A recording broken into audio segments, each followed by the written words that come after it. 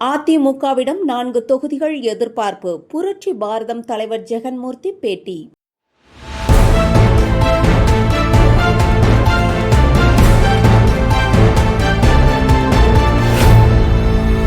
பூந்தமல்லியில் நடைபெற்ற புரட்சி பாரதம் மாநில பொதுக்குழு கூட்டத்தில் தலைவர் ஜெகன்மூர்த்தி தலைமையில் 14 தீர்மானங்கள் நிறைவேற்றப்பட்டன.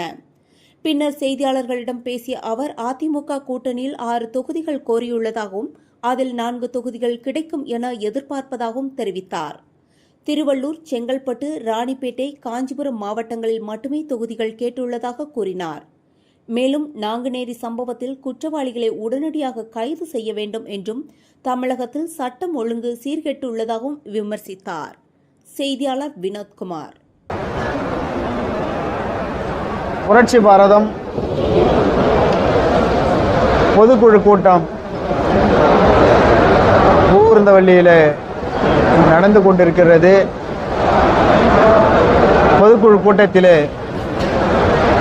அனைத்து நிர்வாகிகளும் இங்கே வருகை புரிந்திருக்கிறார்கள். இந்த கூட்டத்தின் மூலம் பல்வேறு முக்கிய தீர்மானங்கள் இங்கே எடுக்கப்பட்டிருக்கிறது. அந்த தீர்மானங்களிலே இன்று காலை திருநெல்வேலி மாவட்டம்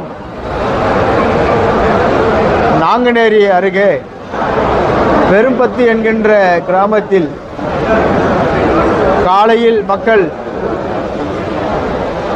டீ கடையிலே டீ சாப்பிட்டு வெளியே வருகின்ற பொழுது 9 பேர் கொண்ட கும்பல்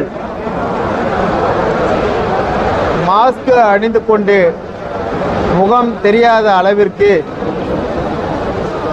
பயங்கரமான போதையிலே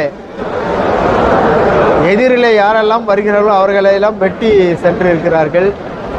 அதில் 6 பேர் படுகாயம் அடைந்திருக்கிறார்கள். 2 பேர் சம்பவ இடத்திலேயே இறந்திருக்கிறார்கள். அந்த 2 பேரில் ஒருவர் வட மாநிலத்தை சேர்ந்த இளைஞர், இன்னொருவர் அங்கே இருக்கின்ற இந்திரா காலனியை சேர்ந்த ஜான் என்கின்ற ஒரு நபர். மற்ற 4 பேரில் 2 பேர் சீரியஸான முறையில் சிகிச்சையில் இருக்கிறார். இந்த நிகழ்வு எதை காட்டுகிறது என்று சொன்னால், தமிழகத்திலே அனைத்து கட்சிகளும் சட்டம் ஒழுங்கு கெட்டிருக்கிறது என்று சொல்கிறார்கள். அதுக்கு இது ஒரு உதாரணமாக, ஒரு சாட்சியாக இருக்கின்றது. மதுவை ஒழிக்க தவறிய இந்த அரசு, சட்டம் ஒழுங்கை கட்டுக்குள் கொண்டு வர தவறிய இந்த அரசு, இது போன்ற செயல்கள் எல்லாம் ஒரு உதாரணமாக திகழ்கிறது.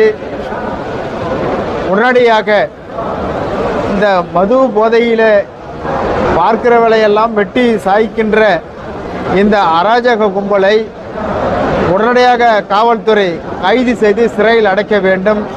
அப்படி இல்லை என்று சொன்னால் அந்த மாவட்ட பகுதியில் இருக்கின்ற அனைத்து காவல்துறை அதிகாரிகளையும் இடமாற்றமோ அல்லது பணி நீக்கமோ செய்ய வேண்டும் என்று புரட்சி பாரதம் இந்த பொதுக்குழுவிலே தீர்மானம் எடுத்திருக்கிறது. இப்படி பல்வேறுபட்ட தீர்மானங்களை இங்கே நாங்கள் எடுத்திருக்கிறோம். நன்றி.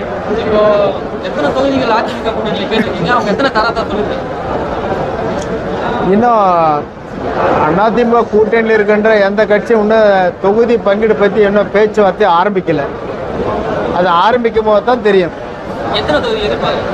இல்லை, நாங்கள் 6 தொகுதி எழுதி கொடுத்துட்டு அதில் 4 தொகுதி கேட்டுருக்கோம். 4 தொகுதி கண்டிப்பாக வேணும்னு அழுத்தமாக நாங்கள் சொல்லியிருக்கிறோம். பேச்சுவார்த்தை தான் தெரியும்.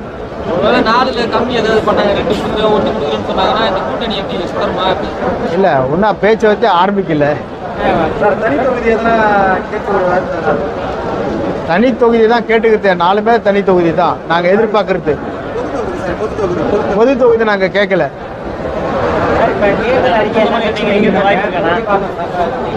இல்லை, தேர்தல் அறிக்கை இன்னும் நாங்கள் வெளியிடல. இது பேச்சுவார்த்தை முடிஞ்சோடனே தேர்தல் அறிக்கை அப்போ வெளியிட்டுருக்கோம். அந்த பேச்சுவார்த்தை மூலியமாக தான் தெரியும். பேச்சுவார்த்தை மூலமாக தான் தெரியும்.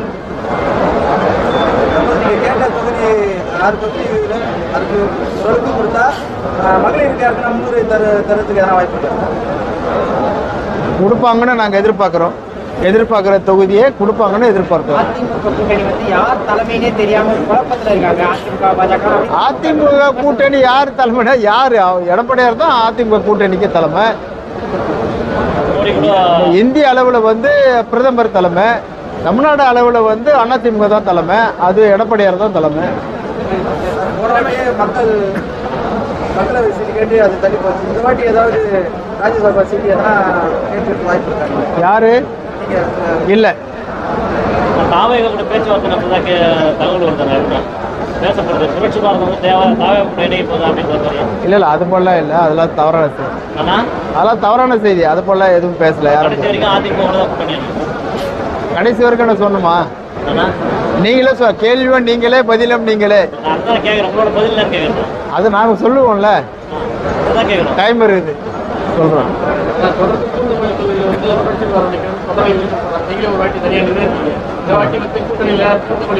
வாய்ப்பு இருக்குது, வாய்ப்பு இருக்குது.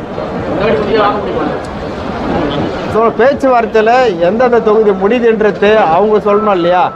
நாங்கள் கேட்குற இடத்துல இருக்கிறோம், அவங்க கொடுக்குற இடத்துல இருக்கிறாங்க. இனிமேல் தான் தெரியும். மகளிர் உரிமை தொகை 5000 ரூபாய் மொத்தமா வழங்கினதுக்கு அப்புறம் திமுக வெற்றி வாய்ப்பு மாறிடுச்சுன்னு அரசியல் விமர்சகர்கள் சொல்றாங்க. களம் எப்படி? திமுக 5000 ரூபாய் இல்லை 10000 ரூபாய் கொடுத்தா கூட திமுக வெற்றி வாய்ப்புன்றது வந்து கம்மி தான். சொல்றது உதாரணம் நிறைய இருக்குது. இன்னைக்கு வரைக்கும் போராட்டம் நடக்கிறாங்க. இன்னும் 10-15 நாள்ல இந்த ஆட்சியினுடைய ஆயுட்காலம் முடிய போகுது. இப்போ வரைக்கும் போராட்டத்தில் இருக்கிறாங்க அரசு ஊழியர்கள், குறிப்பாக ஆசிரியர் பெருமக்கள். திமுகவுக்கு ஆதரவாக இருக்கிறவங்களே அவங்க தான், அரசு ஊழியர்கள் தான், குறிப்பாக ஆசிரியர் பெருமக்கள் தான். அவங்களே இன்னைக்கு எதிர்பார்க்கிறாங்கனாக்கா அப்போ இந்த ஆட்சிக்கு வந்து ஓட்டு வருமானத்தை எதிர்பார்க்கும்.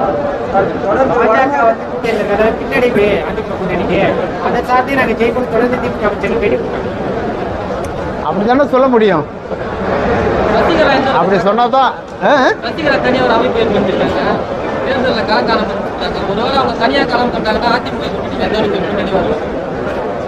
அது சொல்ல முடியாது. ஏன்னா டிடிவி ஆரம்பிச்சிருக்கிற கட்சி வந்து அங்கே பெரும்பான்மை இருக்குது தென் மாவட்டத்தில். அவங்க வந்து அதிமுக கூட்டணியில் இருக்கிறாங்க. அதனால் எல்லாத்தையும் அவங்க சமாளிச்சிடுவாங்க. தொடர்ந்து வட மாவட்டங்களிலேயே போட்டிட்டு நீங்கள் ஜெயிக்கிறீங்க. இந்த வாட்டி தென் மாவட்டங்கள் ஏதாவது தென் மாவட்டத்தில் நாங்கள் தொகுதி கேட்கல. செங்கல்பட்டு மாவட்டம், ராணிப்பேட்டை மாவட்டம், காஞ்சி மாவட்டம், திருவள்ளூர் மாவட்டம் 4 மாவட்டத்தில் தான் கலந்த மாதிரி கேட்டிருக்கோம். ஒவ்வொரு முறையும் பட்ஜெட் அப்போ 640 கோடியை வந்து தாழ்த்தப்பட்ட மக்களுக்காக, பட்டியலின மக்களுக்காக ஒதுக்கீடு பண்ணுறாங்க. அவங்களுக்கு தான் பயன்படுத்துறாங்க. ஆனால் அந்த பணம் வந்து மாறி வேற திட்டங்களுக்கு பயன்படுத்தப்படுறதா தொடர்ந்து ஒரு குற்றச்சாட்டு இருக்கு. இல்லை ஆட்சிக்கு வரும்போது அந்த இல்லை அந்த குற்றச்சாட்டை சொன்னதே நான் தானே. ஃபஸ்ட்டு அதை கண்டுபிடிச்சு சொன்னதே நான் தான் சொன்னேன். நான் சொன்ன பிறகு தான் வெளியில் எல்லாருக்குமே தெரியும். அதனால் இப்போயும் வந்து இலவச பேருந்துடைய நஷ்டத்தை ஈடுகட்டுறதுக்காக மறுபடியும் எடுத்துருக்காங்க. 1700 கோடி எடுத்துருக்குறாங்க. அதையும் சட்டமன்றத்தில் நான் பேசினேன். இப்போ கடைசியாக நடந்ததில் அது இல்லைன்னு சொல்கிறாங்க. ஆதாரத்தை நாங்கள் கொடுக்குறோன்னு சொன்னோம். அதனால் தொடர்ந்து அதை பண்ணுறாங்க. ஆனால் அதிமுக ஆட்சி அமைஞ்சதுன்னா இது போல் தவறுகள் நடக்காமல் நாங்கள் அழுத்தம் கொடுப்போம். கண்டிப்பாக கொடுப்போம்.